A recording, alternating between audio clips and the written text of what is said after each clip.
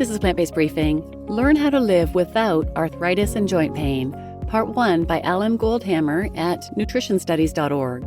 I'm Marian Erickson. This is the curated content plant-based podcast where I narrate articles on healthy, compassionate, and sustainable living with permission in about 10 minutes or less every weekday. And today's episode is longer than that, so it's a two-parter. I'll read part 1 today and then tune in tomorrow for the second half. And I want to express my gratitude to the Colin Campbell Center for Nutrition Studies for allowing me to share their content. So now let's get to today's plant-based briefing. Learn how to live without arthritis and joint pain, Part 1 by Alan Goldhamer at nutritionstudies.org. While most arthritis sufferers are told they will need to learn to live with it, at the TrueNorth Health Center in Santa Rosa, California, we're helping patients learn to live without it. Arthritis is a general term meaning inflammation of at least one of the joints in the body. We've all experienced inflammation at one time or another. The most common cause of inflammation is injury. Suppose you lose your footing and fall. During the fall, you twist your ankle. As a result, your ankle becomes inflamed. The injured area becomes red and hot, it swells up, and you experience pain. Fortunately, the symptoms associated with acute inflammation are part of the healing process. The increased blood flow to the area brings with it extra white blood cells, results in swelling and pain, and limits mobility to prevent further damage.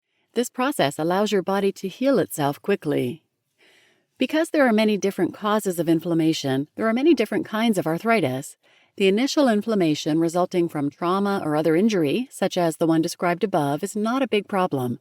However, continuous inflammation, the kind that goes on for years, leads to the very debilitating problems of arthritis, and it can result in permanently dysfunctional and deformed joints. Osteoarthritis. The most common form of arthritis is osteoarthritis. More than 40 million people worldwide suffer from moderate to severe disability caused by osteoarthritis. This is what most people mean when they say, "My arthritis is bothering me."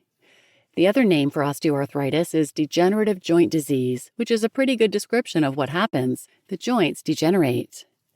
Osteoarthritis occurs most frequently in the joints that are most used and abused. It is often considered a disease of aging, but it is certainly not a condition experienced exclusively by the elderly. Instead, whether you develop osteoarthritis depends to a large degree on how you live your life, and the early onset of arthritis, including in individuals in their 30s and 40s, is not that unusual. As with other chronic conditions, however, the longer you live your life with poor habits, the higher your likelihood of developing osteoarthritis. 4 out of 5 people over 65 in the U.S. show evidence of osteoarthritis. Osteoarthritis can take place in any joint. We might expect carpenters to more frequently develop it in their wrists, elbows, and shoulders, tailors in their hands and fingers, individuals who are obese in their ankles, knees, and hips. Typically, osteoarthritis affects a single joint or just a few joints. The early stages of the process are painless, but eventually the pain begins to develop into a deep ache.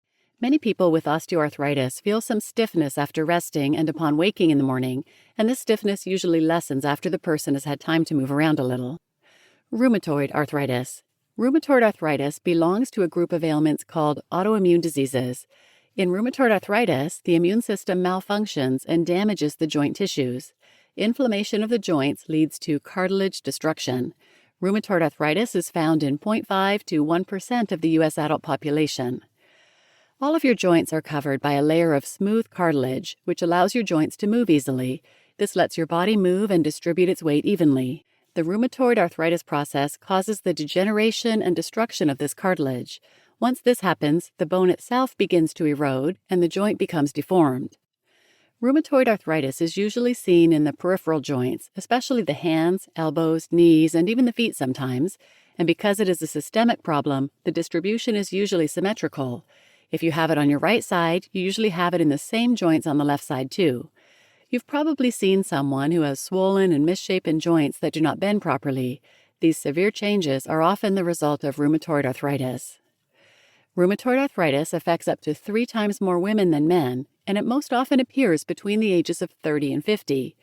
Rest, which is helpful in osteoarthritis, does not seem to alleviate the pain of rheumatoid arthritis.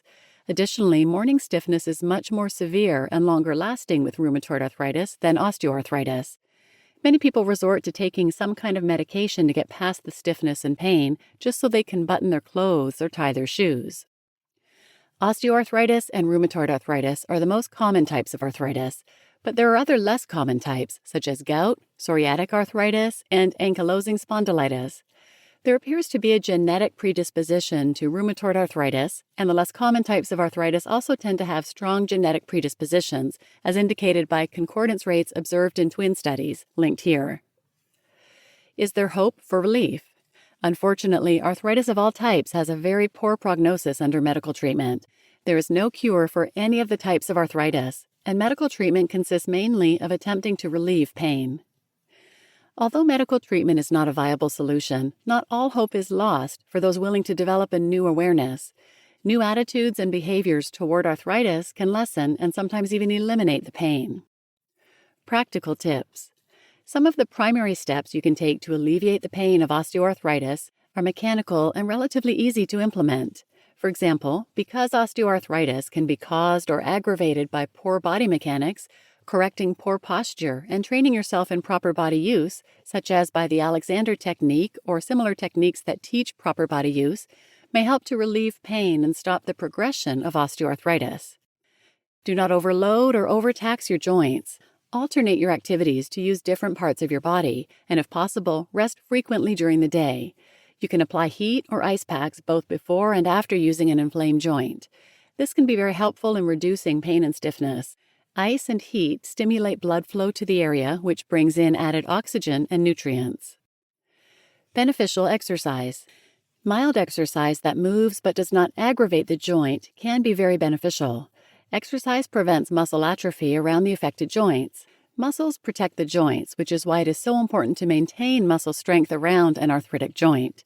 Exercise also helps circulate fluids in the joint capsule. These fluids serve a very important purpose. Because no blood vessels go directly to the joint surfaces, oxygen and nutrients do not go directly to the cartilage coating around the joints and instead diffuse from the nearest blood vessels into the fluid that is in each joint. Exercise ensures plenty of motion of the fluid around the joints so that the nutrients and the oxygen can get delivered. This allows the joints to repair themselves and prevents further degeneration.